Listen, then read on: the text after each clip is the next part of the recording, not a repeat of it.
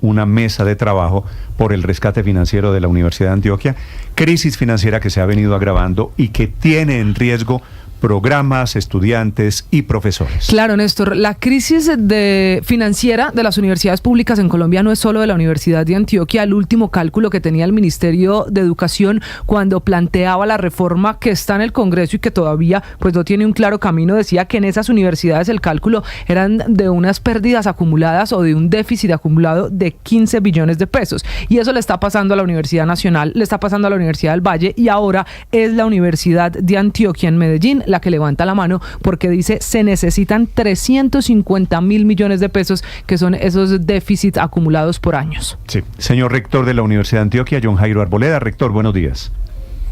Néstor, muy buenos días, un saludo muy especial a usted, todo su equipo de trabajo, sus amables oyentes. Señor rector, le voy a hacer la pregunta más corta en la historia de los medios de comunicación.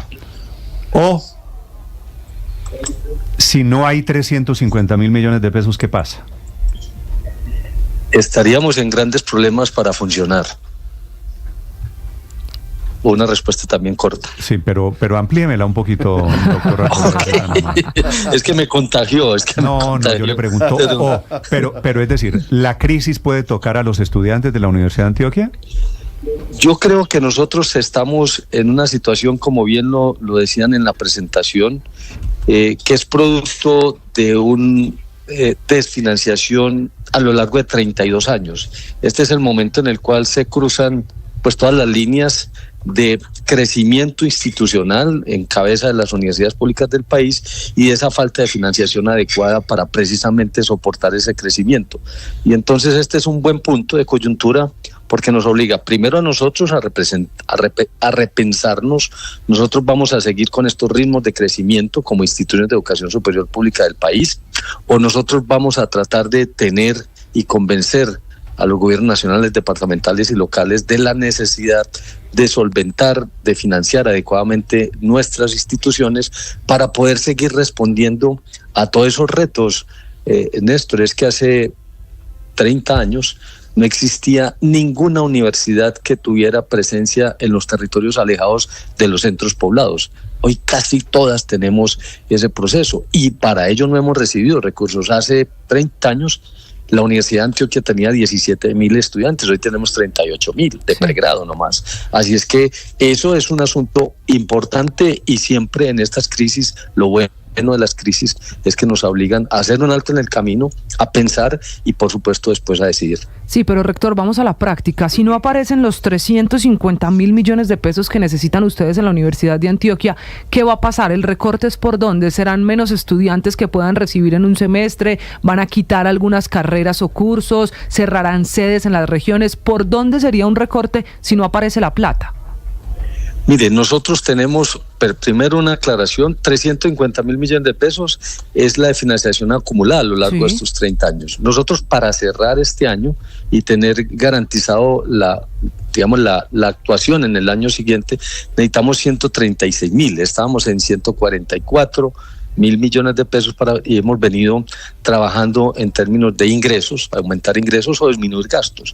Nosotros creemos que con la contracción que estamos haciendo en términos de gastos de funcionamiento no habría necesidad de tocar el asunto de las labores misionales de la universidad, pero sí habría que repensar oferta en regiones, en los territorios alejados, porque no es lo mismo dar las clases y el costo que nos tiene el funcionamiento en Medellín, donde llevamos 221 años, a regiones apartadas en las cuales el desplazamiento de nuestros profesores tiene que hacerse vía aérea, más la manutención de las personas allí, la pernocta y luego, por supuesto, toda la estructura que tenemos allí. Nosotros creemos que habría que empezar por asuntos administrativos, en esa tarea estamos y creemos que si logramos unos incrementos en los recursos que vienen de las contrataciones que la universidad hace a través de prestación de servicios, nosotros lograríamos nivelar la balanza, pero sí necesitamos unos recursos adicionales que nos permitan hacer base presupuestal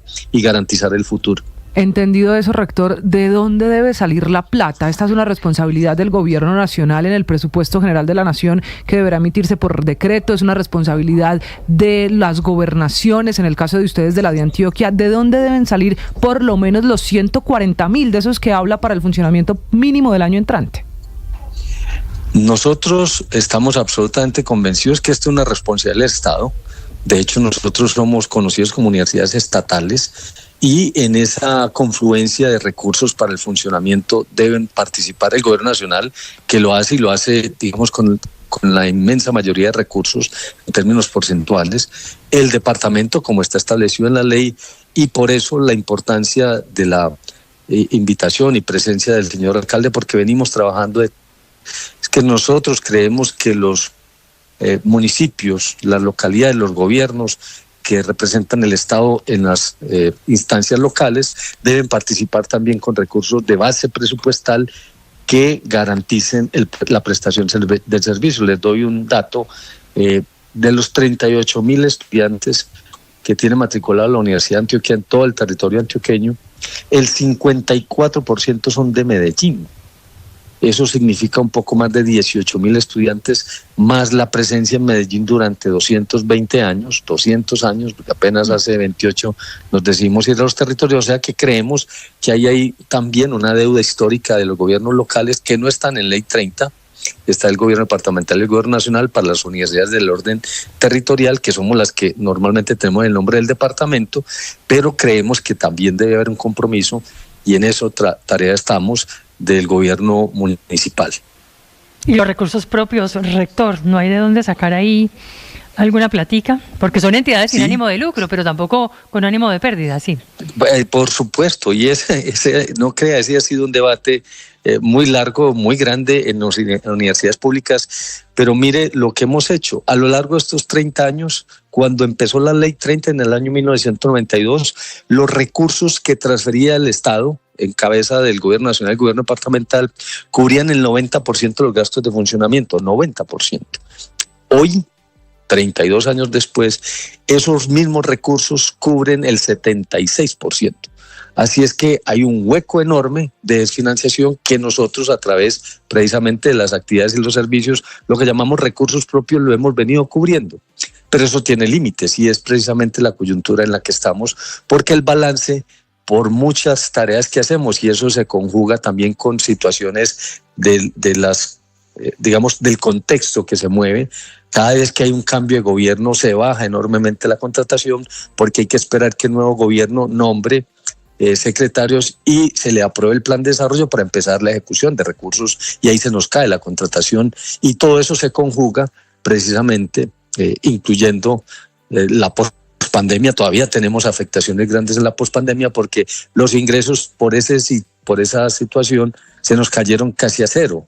Y recuperar esos espacios pues significaría redoblar las contrataciones en los años subsiguientes, y eso no ha sido así. Claro, rector, pero esta es una situación no solo de la Universidad de Antioquia. ¿Usted tiene la cifra de cuánta plata necesitaría el sector educativo, la educación pública superior en Colombia, para resolver ese déficit que trae por años? Sí, el sistema universitario estatal, el SUBE, que nos reúne a las 34 universidades públicas del país, tiene un grupo muy importante, los vicerrectores que hacen las veces de administrativos o financieros. Tiene un estudio muy detallado, con muchas cifras, con proyecciones. El último cálculo que se hace es que a este momento el sistema debería haber recibido 18 billones de pesos faltantes. Y esa es la cifra con la cual nos estamos moviendo, y esa es la cifra que queremos. Sabemos que no lo vamos a resolver de un año a otro, pero sí necesitamos que las políticas de gobierno, en este caso los artículos 86 y 87, que vienen dándose desde el gobierno de Iván Duque, que se han consolidado y que han incrementado en el gobierno de Petro, pues se mantengan y se conviertan en políticas de Estado. Rector, una pregunta final. Me dicen desde Medellín, ¿es cierto que ustedes están pensando, en medio de esta crisis financiera, acabar con los profesores de cátedra en la Universidad de Antioquia? Néstor, muchas gracias por la pregunta, porque me da posibilidades de aclarar. Mire, lo que pasa es que debajo de la figura, o en la figura de cátedra, de hora cátedra, hay una buena cantidad de contratos que tienen que ver precisamente con ese referente que tenemos del profesor de cátedra. Pero la Universidad de Antioquia utiliza esa figura también de hora cátedra para otras actividades que no tienen que ver con lo misional, tienen que ver con los apoyos, lo administrativo, asuntos de extensión, y nosotros le tenemos puesto el ojo es a esas horas cátedra que no tienen que ver con labores misionales y que se pagan por fondos generales. Pero no van a salir de los profesores, de los catedráticos, los que tienen una profesión diferente y dan clases en la universidad. No, es que sobre los catedráticos, y lo que explica precisamente ese crecimiento tan grande de la universidad se dio sobre la base, los profesores de cátedra, porque las plantas profesorales vinculadas están congeladas desde 1994. La universidad, a lo largo de esta vigencia de la Ley 30, encontró fue una figura que se ajusta muy bien a esas posibilidades de responder a esos crecimientos, que son los profesores de cátedra, que nosotros preciamos. Utilizando la figura de profesores de cátedra, por ahí se metieron muchos diablillos en la Universidad de Antioquia. Sí, señor. Sí, pero ojo, no vaya a acabar con los profesores de cátedra. No. Yo he sido profesor de cátedra muchos años. No, yo también, Néstor. Rector, ¿y cuánto cuestan esos diablillos? Esos diablillos cuestan unos buenos recursos, unos 20.000 millones de pesos al año. Imagínense usted, ahí está la vena rota. En la práctica es que contratan... Son demonios. Lo que pasa es que hacen labores muy importantes, pero nosotros en esta crisis tenemos que empezar a apretar allí donde creemos que no se ponga en juego ni los digamos, empleos de nuestros profesores de cátedra, lo que nosotros llamamos pura sangre, el profesor que dicta cátedra directamente con estudiantes de los otros, que son actividades que nosotros podemos encaminar por otras fuentes sin necesidad de afectar los fondos generales. Vale. Doctor Arboleda, muchas gracias por estos minutos. Néstor, a usted y a todo el equipo, muchas gracias. Hablando de crisis económica, de crisis financiera en las universidades públicas y hablando de soluciones y de profesores de cátedra, 9:12 en Mañanas Blue.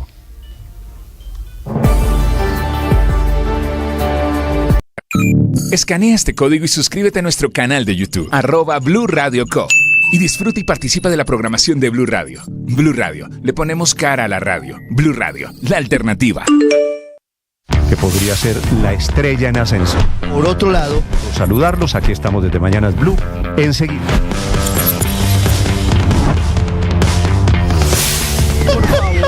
Ha empeorado por la crisis que además tiene hoy el sistema de...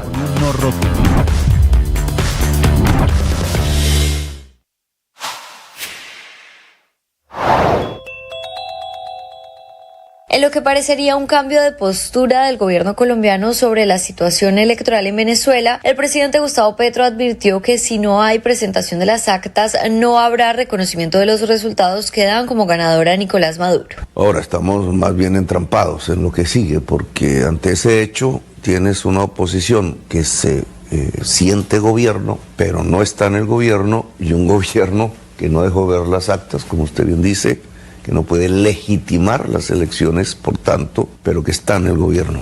Y dos posiciones absolutamente polarizadas y distanciadas. Más una definición que tiene que tomar los Estados Unidos acerca de su propio gobierno, que es en noviembre, que atraviesa también este problema. Y en esa medida, con el presidente Lula ahora voy a charlar, nosotros quedamos en un punto, si no hay presentación de actas no hay reconocimiento. En una entrevista con CNN en español, el mandatario reconoció errores previos a las elecciones, pues según él no hubo ni libertad para la oposición ni para el oficialismo.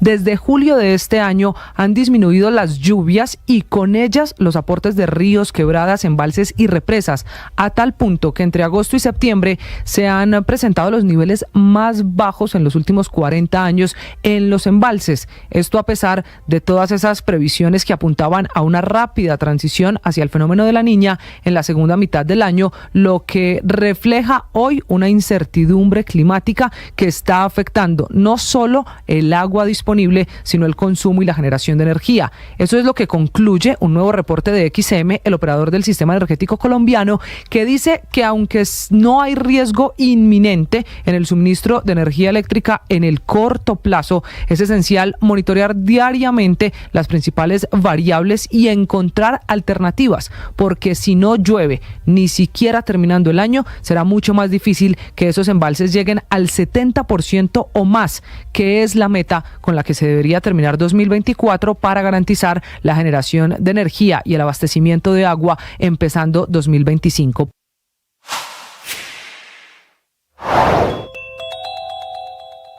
Sobre la crisis diplomática entre México y España, finalmente el rey de España, que es el jefe del Estado español, fue excluido de los actos de investidura que serán la semana entrante. Él, que no quiso reconocer los agravios de la época de la conquista. Lo cierto es que el rey tampoco tiene margen de maniobra para realizar ese tipo de acciones, o en realidad cualquier tipo de acciones. El rey es una figura representativa, pero no tiene capacidad ejecutiva. Todo lo que hace está sujeto a lo que decida el gobierno de turno, en este caso el socialista. Así que poco podía hacer el rey ante esa petición de perdón. Una petición que fue formulada en el año 2009 por el actual presidente, el saliente Andrés Manuel López Obrador, quien hace unas horas explicaba que evidentemente esa falta de respuesta es la que está provocando, valga la redundancia, esta respuesta por parte del gobierno mexicano.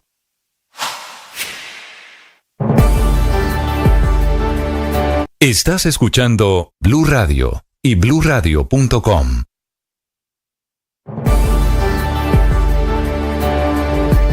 Nueve de la mañana, 16 minutos. En segundos, la revelación que está haciendo el presidente Maduro desde Venezuela, que dice que tenía infiltrada la Casa de Nariño durante el gobierno de Iván Duque. De pronto también después del gobierno de Iván Duque. 9:16, estamos escuchando W. Shakira, el estreno del día. Desde hace varios días estaba ella promocionando el lanzamiento de Soltera, su nueva canción. Video que fue colgado en el canal de YouTube anoche a las 7 y pico de la noche. Exactamente. Tiene 1 millón y pico ya de reproducciones. ¿Hace cuánto fue el divorcio de Shakira con Piqué? 2 años. Creo que ayer. 2020. Le sigue sacando jugo a ese divorcio como nunca antes. Esta es la quinta canción que le dedica al tema.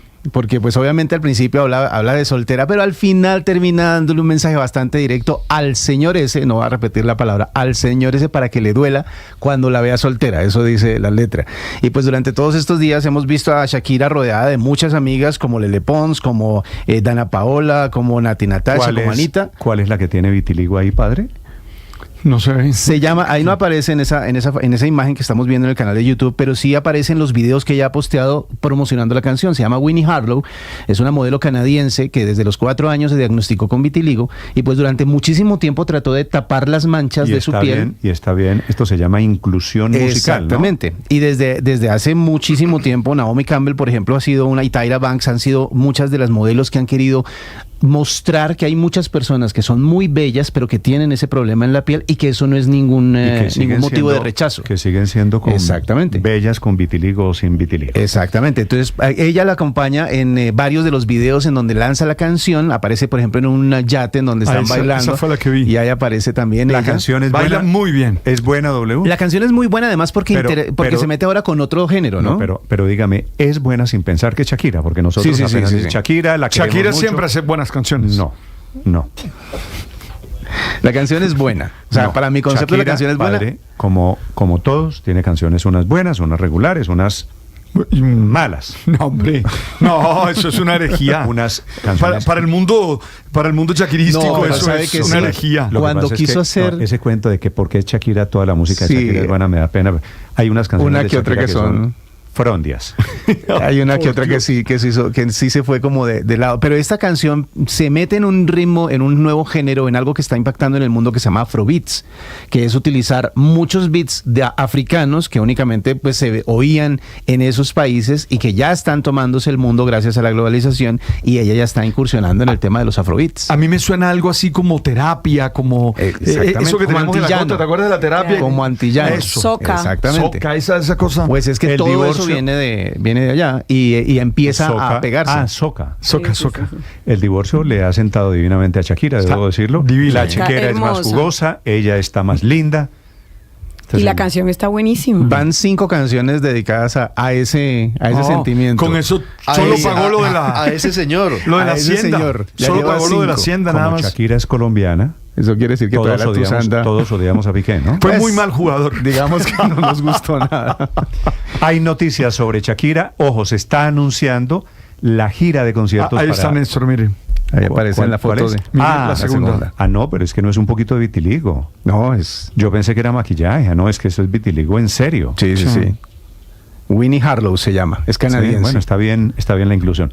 Padre, atención, porque Shakira viene el año entrante a Colombia. Se está anunciando esta mañana, se presenta en Barranquilla. Claro. ¿Cómo no? Se presenta en Medellín y regresa a Bogotá. Shakira se ha presentado varias veces en el Campín en Bogotá. La he visto siempre, la volveré a ver. Quedó mal si digo que me gustaba más la Shakira de antes que la de hoy. No, tiene derecho. Usted tiene derecho a sus gustos. Vea, es tan Gracias, fuerte padre, lo que hace Shakira en el escenario. Te agradezco. Pero los shows son espectaculares. Los de ahora son los shows. Espectaculares. No, pero desde hace muchísimo tiempo. Ella es una gran artista en el escenario. A mí, bueno, me perdonan pues, pero me gustaba más la Shakira. La mejor Shakira para mi gusto es la de finales de los años 90. ¿Qué será? Inevitable. Pies descalzos. Sí, Inevitable. Antes de Laundry Service, antes de empezar a cantar en inglés. No, pero es cuando salía con el pelo rojo en el famoso Unplugged de Pepsi. Sí, exactamente. Eso me parece que hay una anécdota, y es que ellos hizo una gira por el eje cafetero y por varias ciudades del país, Shakira con Ricky Martin, y se suponía que ella le abría a Ricky Martin. Y después del segundo concierto, Ricky la llamó y le dijo: abro yo. Déjame a mí, porque es que tú me los dejas muertos después de la presentación, entonces más bien yo abro y tú cierras. Y así se invirtieron las cosas y terminó Ricky Martin abriéndole a Shakira. Bueno, la noticia que hay con Shakira esta mañana es que ya están anunciando localidades y ya hay pistas de las fechas para los conciertos de Shakira del año entrante. Vanessa. Néstor, sí, a 1 mes y 6 días de que inicie oficialmente la gira de Shakira llamada Las Mujeres Ya No Lloran, las plataformas de eventos musicales en Colombia como Ticket Live ya están anunciando en su portal de ventas que está en lista de espera la apertura oficial de venta de estos tiquetes para lo que será la presentación de Shakira en Colombia, aunque aún no hay información oficial por parte del equipo del artista. Todo apunta a que se confirman 3 ciudades de esta embajadora mundial de la música. Serían Bogotá, Medellín y su natal Barranquilla para el 2025. Algo de esto ya había anticipado ella en una rueda de prensa que dio en Barranquilla el año pasado, cuando estuvo entregando un colegio en el barrio El Bosque, donde anunció que se venía una gira mundial y que en esta no descartaba Barranquilla. Es de recordar que por lo pronto solo fueron puestas a las ventas las boletas para 17 fechas, con las que arranca el 2 de noviembre en Port Desert, California, esto en Estados Unidos, y que irían hasta el 15 de diciembre en Detroit, en este mismo país. Se sabe que incluiría a Europa y a varios países de Latinoamérica, pero ya están los seguidores de ella desesperados en Barranquilla, preguntando cómo van a hacer para adquirir estas entradas, Néstor. Debe ser a finales del año entrante, la gira arranca. Sí, señor, el 2 de noviembre. 2 de noviembre. En Los Ángeles. La gira se llama Las mujeres ya no lloran. Ya no lloran. Voy a comenzar a meter monedas de aquella, de 10.000. El chonchito. El chonchito, porque... Meta el chonchito, porque esas boletas, padre. No. Las mujeres ya no lloran World Tour. Y aliste el clic. Y no hay cortesías, Alberto. No vaya a buscar. Aliste el dedito para el clic, porque eso es con fila virtual y con que me empieza uno a refrescar pantalla a ver a qué horas logra entrar a tener el turno para comprar. Como en Colombia hacemos fila virtual, ¿cómo es? Número 520. En esta apología suya, padre, ya entiendo que de pronto lo que hay detrás es la gana de... No, claro. No diga eso, ya mandó señor el mensaje director. cifrado a ver quién lo invita. No diga eso. No, Shakira, se deja inventar. Una diosa humana. De cachete. No digo eso, pero lo pienso. Usted hace cualquier cosa con tal de una boleta. Además vale lo que pidan por esa boleta lo vale. 9 de la mañana. Tengo...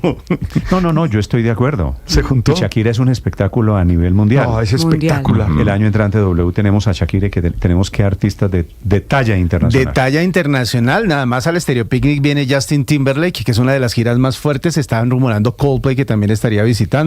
Bueno, hay muchísimos artistas grandísimos para venir el año entrante a Colombia. Así que empecemos por Sting, por ejemplo. Sting abre el 2 de marzo, va a estar presentándose en Colombia. Espero verlo, el hombre de Police. 9:24 minutos. Esta mañana, atención, hay un gran escándalo en Estados Unidos, un escándalo de corrupción que salpica al alcalde de Nueva York, Juan Camilo Merlano. Néstor, Eric Adams se está convirtiendo en el primer alcalde en ejercicio en la historia de la ciudad de Nueva York en ser acusado formalmente con cargos criminales. Eso es lo que la prensa, particularmente el New York Times y él mismo, de hecho, están advirtiendo. Incluso a esta hora se adelanta, o finalizó más bien, un operativo por parte de agentes federales en la residencia oficial del alcalde Adams realizando una requisa. No es algo extraño porque ya en meses pasados han incautado incluso los teléfonos celulares y dispositivos electrónicos del alcalde y han presentado cargos también en contra de los colaboradores más cercanos de Adams. En la órbita del alcalde, quienes están investigados, que han sido imputados o que han renunciado en medio de las pesquisas, son alrededor de unos 20 funcionarios. Ya vamos a hablar sobre los cargos concretamente, que el alcalde de Nueva York dice que son un montaje. Se jugó la carta de que me están persiguiendo porque yo los defiendo a ustedes, al pueblo. My fellow New Yorkers, it is now my belief that the federal government intends to charge me with crimes. If so, these charges will be entirely false, based on lies. But they would not be surprising. I always knew that if I stood my ground. Mis compañeros neoyorquinos, creo en este momento que el gobierno federal tiene la intención de presentar cargos en mi contra. De ser así, estos cargos serán completamente falsos, basados en mentiras, pero no me sorprenderán. Yo siempre supe que si me paraba firme por ustedes, me convertiría en un objetivo. Y en un objetivo me he convertido, dijo el alcalde Adams en las últimas horas. La investigación que adelanta la Fiscalía aparentemente tiene que ver con la campaña a la alcaldía de Adams en el 2021 y cómo supuestamente conspiró con el gobierno de Turquía para recibir donaciones ilegales. Y si el alcalde presionó al Departamento de Bomberos, en uno de los múltiples casos, al Departamento de Bomberos de Nueva York, para aprobar unas modificaciones en el consulado turco en Nueva York, pese a advertencias sobre motivos de seguridad.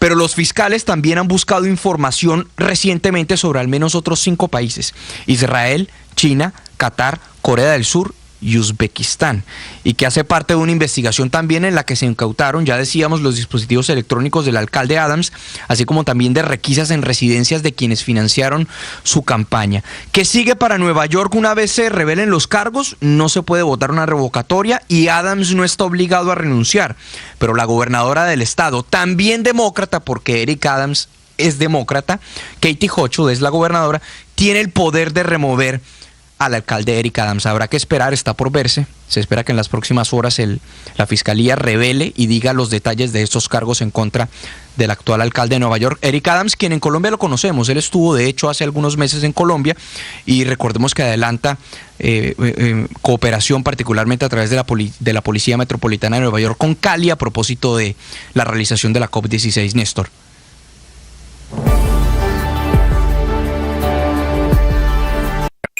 Escanea este código y suscríbete a nuestro canal de YouTube, @Blue Radio Co. Y disfruta y participa de la programación de Blue Radio. Blue Radio, le ponemos cara a la radio. Blue Radio, la alternativa.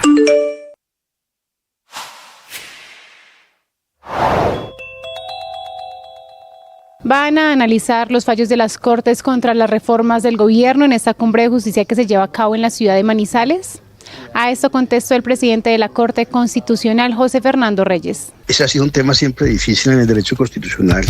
El profesor Rivero lo sabrá, el de las consecuencias económicas de los fallos y si ese asunto debería o no debería interesar al juez constitucional. En principio, digamos que hay una regla constitucional que creo que es el artículo 314 que dice que cuando se trata de debates en tutela sobre el amparo de derechos fundamentales en específico, el asunto del impacto fiscal no es relevante. Sin embargo, en los asuntos constitucionales, la Corte sí hace evaluaciones de ese tipo porque evidentemente se puede generar una gran hecatombe, una gran debacle de tipo económico, presupuestal, porque no se calculen los efectos de una decisión. En esa medida, pues suelen sacar sentencias de efectos diferidos o sentencias condicionadas para mitigar esos efectos. O sea, no quiere decir que nunca la Corte mide las consecuencias económicas de los fallos, porque sí que los mira y por eso puede morigerar los efectos de los fallos. Sigan esta entrevista en nuestro canal de YouTube. En Blue le ponemos cara a la radio. 9 de la mañana, 29 minutos. Hay una inmensa polémica después de la declaración del comisionado Oti Patiño, es el hombre de la paz total en el gobierno Petro, que dice que desde el gobierno están evaluando que la JEP no se prolongue en el tiempo. Una advertencia o una notificación diciendo tal vez le quedan los días contados a la Jurisdicción Especial de Paz que está derivada de los acuerdos con las FARC, los del 2016. Mateo Piñeros. Néstor, buenos días. Desde hace varios meses, funcionarios del gobierno e incluso el mismo presidente Gustavo Petro han criticado a la JEP. Una de las principales razones es que como esta jurisdicción no acepta paramilitares, consideran los funcionarios que se está cerrando la puerta a la verdad sobre el conflicto. Hay dos sistemas creados por acuerdos de paz que están vigentes actualmente: Justicia y Paz tras la desmovilización de los paramilitares en el gobierno Uribe y la JEP creada tras los acuerdos del año 2016 con las FARC. El gobierno avanza en su política de paz total que en este momento presenta varias dificultades, pero al mismo tiempo el comisionado de paz Oti Patiño ha señalado que trabajan para lograr un cierre de la JEP y de Justicia y Paz, según confirmó a El Espectador. Y también tenemos otros frentes, y es otros frentes de trabajo,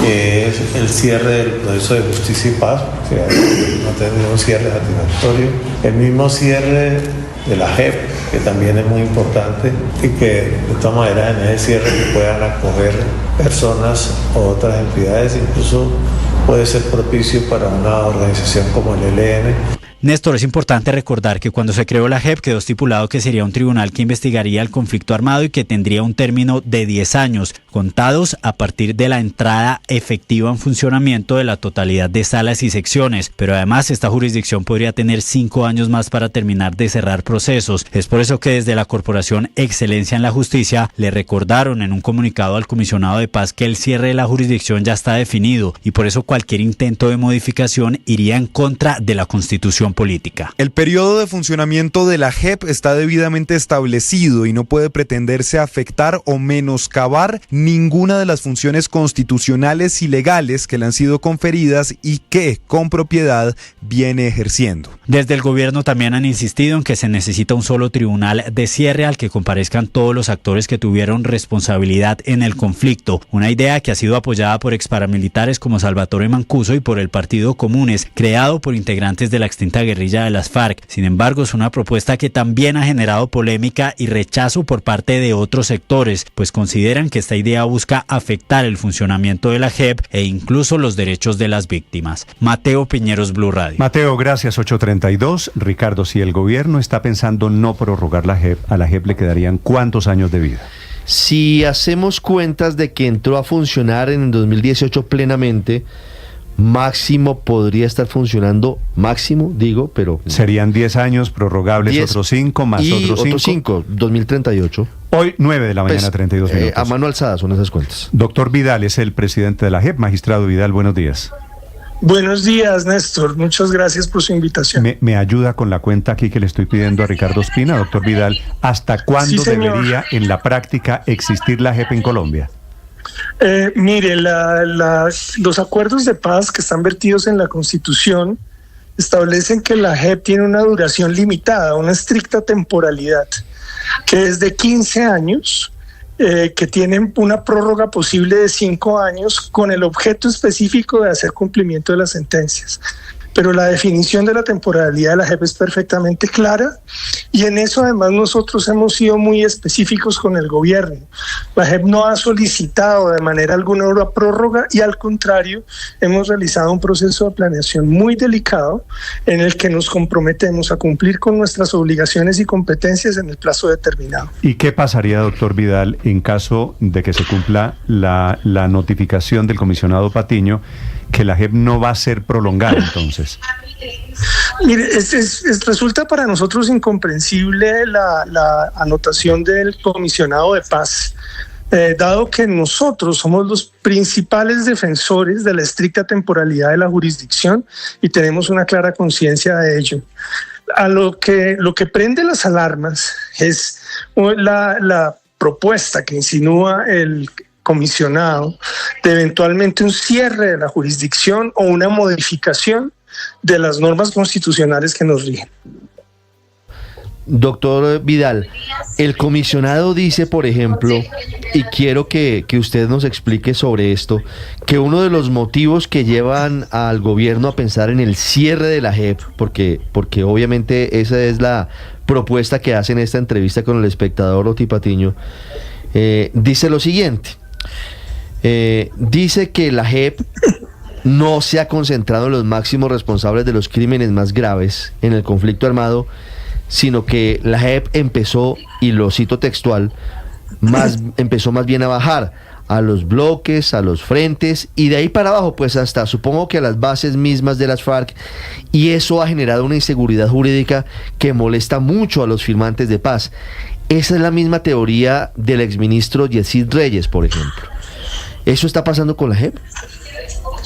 Mire, los investigaciones que nosotros realizamos, que han sido públicas, son transparentes y los criterios son muy claros. Lo que buscan es la defensa de los derechos de las víctimas. La JEP está creada para eso, para garantizar los derechos a la verdad, a la justicia, la reparación y las garantías de no repetición. Las decisiones judiciales y el avance de las investigaciones que corresponden a la autonomía de los jueces tienen los espacios para poderlos debatir. Esos espacios son estrictamente procesales.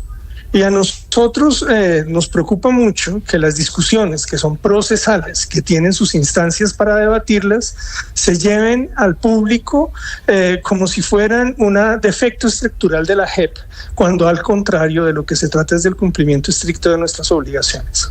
Claro, es decir, en su concepto, doctor Vidal, ¿la JEP no se está extralimitando? Pues de manera alguna, nosotros observamos de una forma muy estricta las competencias que nos ha conferido el acuerdo, la Constitución y la jurisprudencia. Claro. Doctor Vidal, le quiero preguntar su opinión sobre este párrafo también de Oti Patiño en esa entrevista con El Espectador. Dice, entonces se está pensando cómo se acota, cómo se cierra, cómo se impide que la justicia, esa justicia especial, se prolonga en el tiempo y pueda debilitar a la justicia ordinaria. ¿Ustedes tienen información de qué piensa el gobierno? ¿En qué está pensando el gobierno? Mire, pues la información que tenemos es la que expresa el comisionado, pero creo que está generando una enorme confusión que por supuesto nos desconcierta. Porque en primer lugar el comisionado está enfrentando un problema que le corresponde a solucionar al gobierno y al Congreso en su momento, es cuál va a ser la fórmula jurídica o las fórmulas jurídicas que ellos van a definir para resolver las negociaciones de paz que tienen en curso. O sea, es la pregunta por el futuro. Y el comisionado conecta eso con, creo que de una manera que no es clara y no resulta, no contribuye para nada al debate, con el cumplimiento de los acuerdos de 2016 que vienen en marcha dentro de su temporalidad y bajo las normas constitucionales que se establecieron. Mire, cita el doctor Oti Patiño, entre otras cosas, a la fiscal general Luz Adriana Camargo, cita a la justicia ordinaria porque dice que la prolongación indefinida en el tiempo o el aumento de los tiempos o la presencia de las justicias transicionales terminan debilitando la justicia ordinaria. ¿Ustedes han podido hablar con la fiscal general para saber si el gobierno le ha planteado alguna posibilidad de presentar iniciativas para recortar el tiempo de vigencia de la JEP? Mire, nuevamente creo que me da la ocasión de separar esos dos debates, que de los que por supuesto nosotros hemos estado al tanto en una comunicación muy fluida con la fiscal general de la Nación, con la ministra de Justicia y el ministro de Justicia en su momento, en el que ellos están explorando las fórmulas, reitero, jurídicas que podrían estructurar las nuevas negociaciones. Eso es objeto de un debate en el Congreso. Hay varios proyectos de ley que contemplan posibilidades de asignar esas funciones a la justicia ordinaria. Hay proyectos que contemplan la creación de nuevos tribunales, pero todo ello es un debate separado de la aplicación de los acuerdos de 2016, que tiene un marco constitucional. Ahora, y esto es sorprendente para nosotros, la sugerencia de modificar ese marco constitucional pues conduciría a la necesidad de hacer una reforma constitucional en el Congreso que modifique los acuerdos. Claro, es el doctor Roberto Carlos Vidal, es el presidente de la JEP, hablando sobre las novedades, la última jugada del gobierno, esta de evaluar que no se prorrogue la Jurisdicción Especial de Paz. Doctor Vidal, gracias por estos minutos. A ustedes muchas gracias. En segundos los deportes y en segundos, atención, desde Caracas, las revelaciones sobre infiltrados, sobre informantes que tenía Maduro en el gobierno Duque. Estás escuchando Blue Radio. Escanea este código y suscríbete a nuestro canal de YouTube, @Blue Radio Co. Y disfruta y participa de la programación de Blue Radio. Blue Radio, le ponemos cara a la radio. Blue Radio, la alternativa.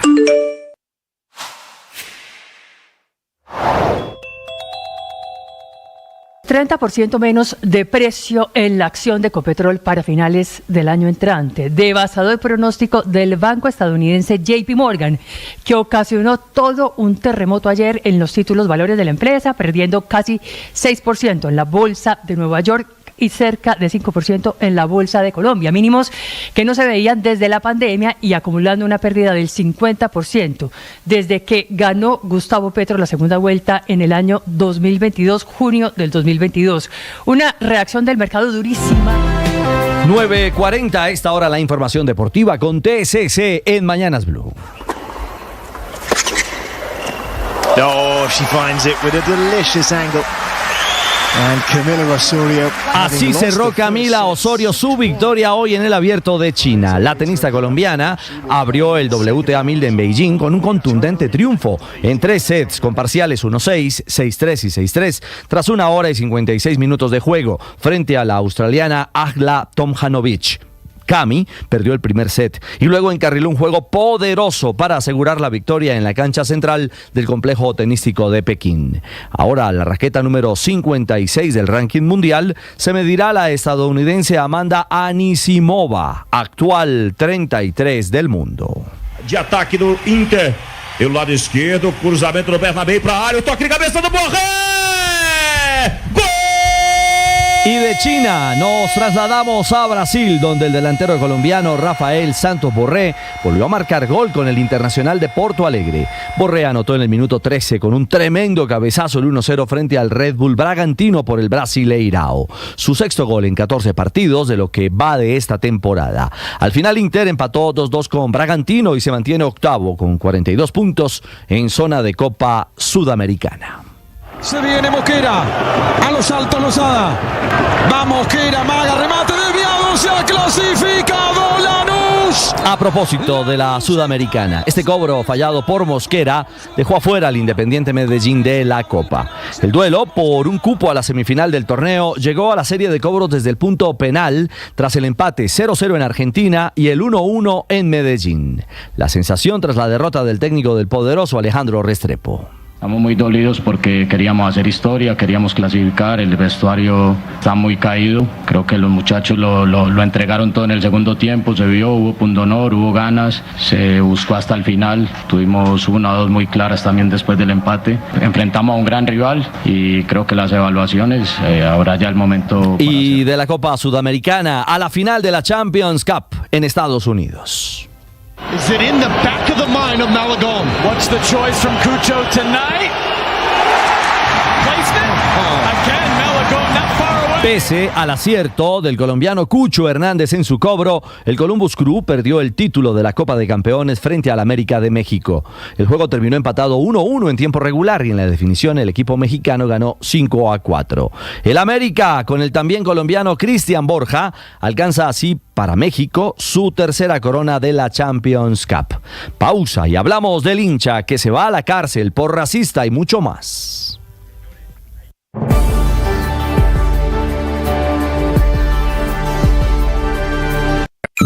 Escanea este código y suscríbete a nuestro canal de YouTube, @Blue Radio Co.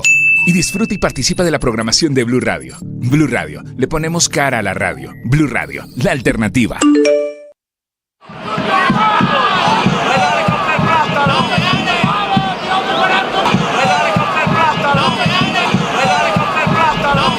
Bueno, son gritos, insultos racistas contra Vinicius Jr., Hoy en España se produjo un fallo histórico a raíz de estos episodios en los estadios de la Liga. El juzgado de instrucción de Palma de Mallorca impuso una pena de 1 año de prisión y 3 años de prohibición de acceso a los estadios al autor de los episodios racistas contra Vini, estrella del Real Madrid, y Chukwueze, jugador clave del Villarreal. La decisión la celebra en sus redes sociales el Real Madrid y el propio Vinicius Junior.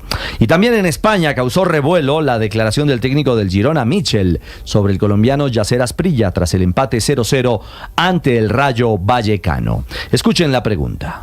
Hoy Montilivi creo que ovacionó por primera vez a Asprilla cuando lo sacaron, ¿no? Tiene la 10. Te quería preguntar un poco, en la posición ideal, ¿vos te lo imaginas jugando por atrás del punta primero? Y si lo ves como preparado ya para tomar esa responsabilidad que representa llevar la 10, ser la transferencia más cara, etcétera, etcétera, etcétera.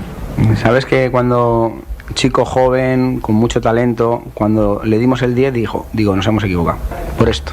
El 10 se lo tiene que ganar uno. Y es un gran futbolista y seguramente se merecerá el 10. Pero pero darle el 10 a un jugador que acaba de llegar, que ha costado mucho dinero, que tiene muchas expectativas, todo el mundo puestas en él, yo creo que le ha costado un poco más entender un poco lo que queríamos, pero ha hecho un muy buen partido y estoy muy contento con él porque las charlas que hemos tenido y el entrenamiento, y creo que le han servido. Creo que es un buen chaval que va a ir a más, pero darle el 10 a un jugador joven, el 10 es de James, que estaba en el otro lado, el 10 de Colombia es de James, pregúntale si se lo va a quitar. La teoría de la zanahoria y el garrote de Michel con el colombiano Yasser Asprilla. Y en la Liga en Colombia, Millos volvió al Campín, empató 0-0 con Jaguares. La visión del profe Alberto Gamero. ¿Por qué nos costó? Porque no hicimos gol. Yo creo que eso es un resumen en general para esto, porque creamos por fuera, creamos por dentro. En las pelotas quietas. No llegó el gol entró. Y por la Copa Colombia, América, otro grande, sí ganó 2-0 ante la Equidad. La visión del Polilla da Silva, su entrenador. Creo que lo manejamos bien, tuvimos paciencia, movimos la pelota, por suerte llegaron esos 2 goles. Al final nos quedamos con un sabor un poquito, porque creo que teníamos que haber aumentado. América ahora deberá ir a Bogotá a cerrar la serie para meterse en cuartos de final. Noticias al cierre: Bolivia entregó convocatoria para enfrentar a Colombia este 10 de octubre en el Alto. 6 novedades entre los 28 llamados. Hoy comenzará la concentración de los jugadores locales.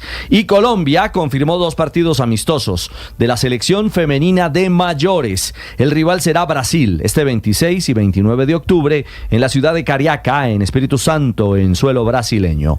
Tremendo examen tras la actuación en los Juegos Olímpicos de París 2024. Cerramos los deportes, 9:47 a esta hora en Mañanas Blue.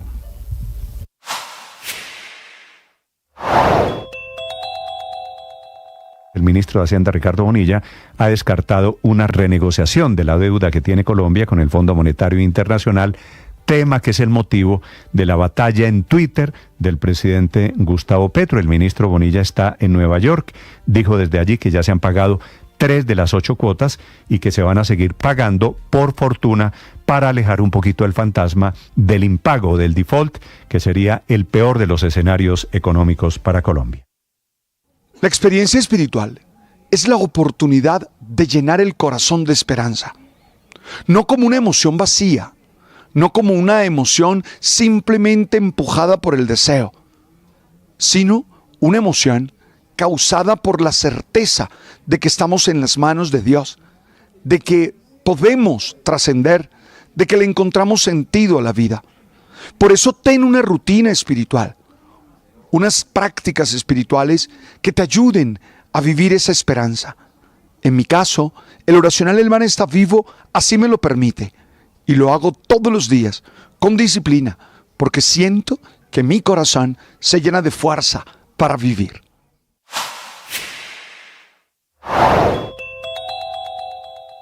El gobierno paga las consecuencias de su política energética con la más grande caída de la acción de Ecopetrol en mercados internacionales y en Colombia, en donde también cotiza en la bolsa de nuestro país la acción de Ecopetrol. Todo producto de la degradación de la calificación que le da JP Morgan, el banco más grande de los Estados Unidos. Es decir, baja la calificación, baja la acción y baja la confianza de Ecopetrol para miles de inversionistas. En Colombia, en mercados de valores, inversionistas que en algún momento creyeron que Ecopetrol en Colombia era un buen negocio. El golpe que le da JP Morgan tiene 4 razones. La principal es lo que técnicamente se llama un conflicto de agente, originado y responsabilidad exclusiva del presidente Petro y del presidente de Ecopetrol. Ambos que por razones ideológicas renunciaron a un buen negocio, la asociación del proyecto con Oxy, proyecto de fracking que era en Estados Unidos, todo por cuenta de la ideología. Es decir, JP Morgan le dice a Roa que no está pensando en las finanzas, en la rentabilidad de Ecopetrol, en el negocio, y es una empresa industrial y comercial del Estado, sino en el rechazo al fracking.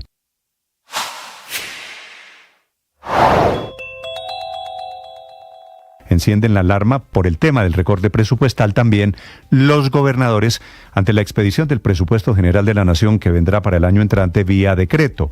Dicen que si van a expedir el mismo proyecto que negó el Congreso, que es lo que quiere el presidente, que es lo que quiere el ministro de Hacienda, los gobernadores y las regiones van a recibir entre 25 y 32% menos de dinero el año entrante. Los departamentos más afectados son Atlántico, Antioquia, Córdoba y La Guajira, cuyos gobernadores, con toda la razón, están poniendo el grito en el cielo. Le responde el presidente Petro que es cierto que el país necesita más plata y que por eso espera que estos gobernadores preocupados apoyen con las bancadas de sus regiones la nueva reforma tributaria. Todo un enredo ideológico que terminará de la peor manera posible. El gobierno alista el decreto con el presupuesto, el gobierno alista la derrota porque el Congreso no le quiere aprobar la ley de financiamiento, no por lo menos con la creación de nuevos impuestos.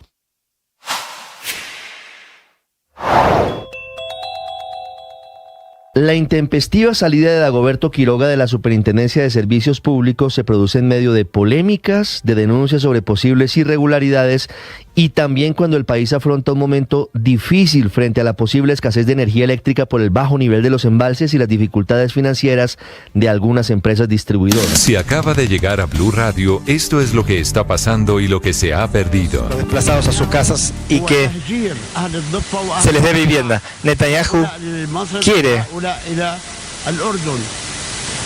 que Cisjordania y su gente sea desplazada, evacuada a Egipto y Jordania. Rechazamos eso. Los gobiernos jordano y egipcio dijeron no permitiremos. 9:51 minutos. Habla en este momento en la Asamblea de Naciones Unidas Mahmoud Abbas, es el presidente de la Autoridad Palestina. Mensajes esta mañana abriéndose segundo día. Mañana también habrá deliberaciones en el plenario. Juan Camilo. Y que continúa su lucha histórica Mahmoud Abbas y el Estado de Palestina, Néstor, porque recordemos que no tienen un reconocimiento pleno en Naciones Unidas, no tienen derecho a voto, son considerados como un no miembro observador.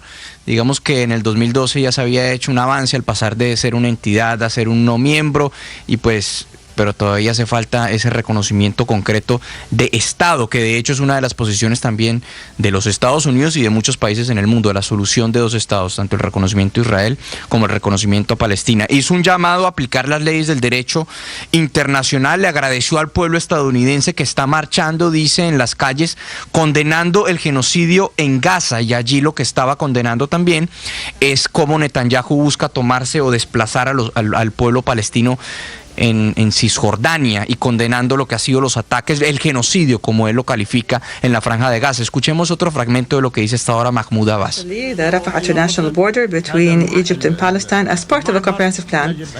This has existed before and it must return to the way it was.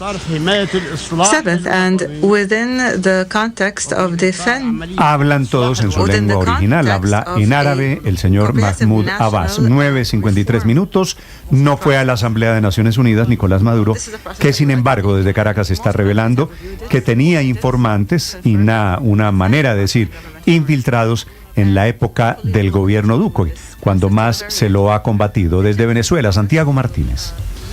Sí, Néstor, en una entrevista al canal Telesur que da el presidente Nicolás Maduro, donde solamente dice esto de tener informantes, sino que además acusa nuevamente al gobierno de Iván Duque, cuando fue presidente Iván Duque, de liderar supuestos planes para atentar en su contra. Por ejemplo, que él estaba al tanto de todo, o casi que en tiempo real, cuando Duque era presidente, porque tenía allí informantes en el entorno del mandatario colombiano que le iban contando las decisiones que se tomaban en torno a Venezuela, sobre todo cuando se apoyó desde Bogotá a Juan Guaidó. Estamos hablando del año 2019 en adelante. Y en ese punto, pues insistió Nicolás Maduro que se comenzó a usar el sistema de espionaje Pegasus gracias al acceso que tenía a números telefónicos de altos funcionarios del gobierno venezolano, algo que repitió que lo supo desde el principio, desde el inicio, por los informantes que tenía allí en Casa de Nariño, que no solamente le hablaban de decisiones hacia Venezuela, sino incluso de política interna colombiana. Escuchemos.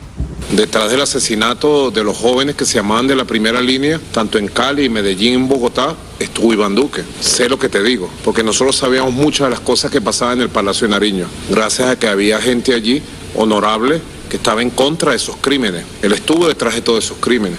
Luego él compró este sistema Pegasus. Nosotros fuimos advertidos porque él tenía acceso a teléfonos de importantes líderes políticos, sociales, civiles, militares y policiales de Venezuela. Y estuvo detrás apoyando en su época a Juan Guaidó para un asalto violento, un golpe de Estado en Venezuela. Lo que pasa es que en Venezuela no han podido ni podrán con nosotros, pero nosotros estuvimos informados en tiempo real de cómo se utilizó para conspirar y tratar de matarnos.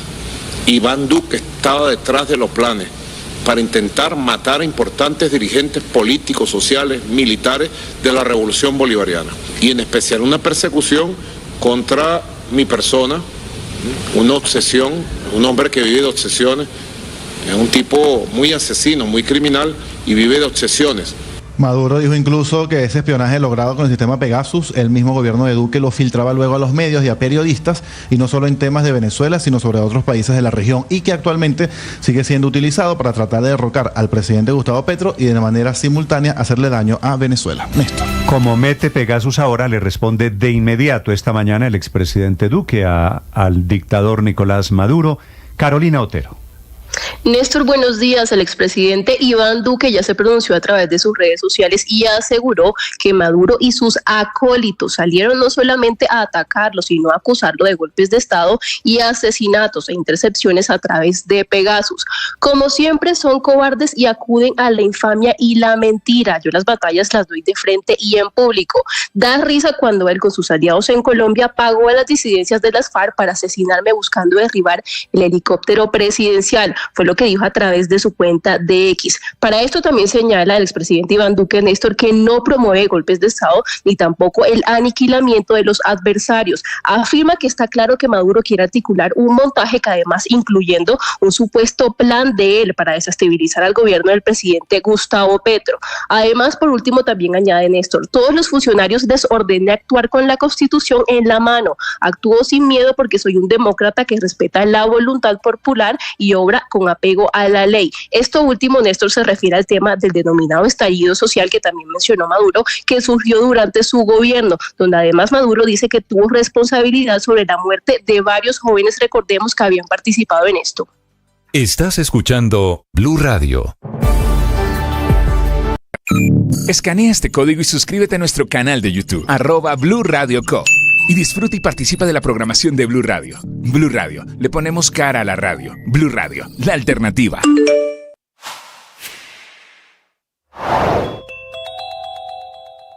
Desde julio de este año han disminuido las lluvias y con ellas los aportes de ríos, quebradas, embalses y represas, a tal punto que entre agosto y septiembre se han presentado los niveles más bajos en los últimos 40 años en los embalses. Esto a pesar de todas esas previsiones que apuntaban a una rápida transición hacia el fenómeno de la Niña en la segunda mitad del año, lo que refleja hoy una incertidumbre climática que está afectando no solo el agua disponible, sino el consumo y la generación de energía. De Colombia están interpretando un proyecto del gobierno para crear la Agencia Nacional de Seguridad Digital y Asuntos Espaciales como una ventana que podría terminar, padre, en la censura o en el cierre de redes sociales. Esa es la preocupación. ¿Tú te imaginas que se levante diciendo no más Twitter, no más YouTube, no más Facebook? No lo veo, la verdad, porque el presidente es el principal, ¿cómo se dice? Usuario.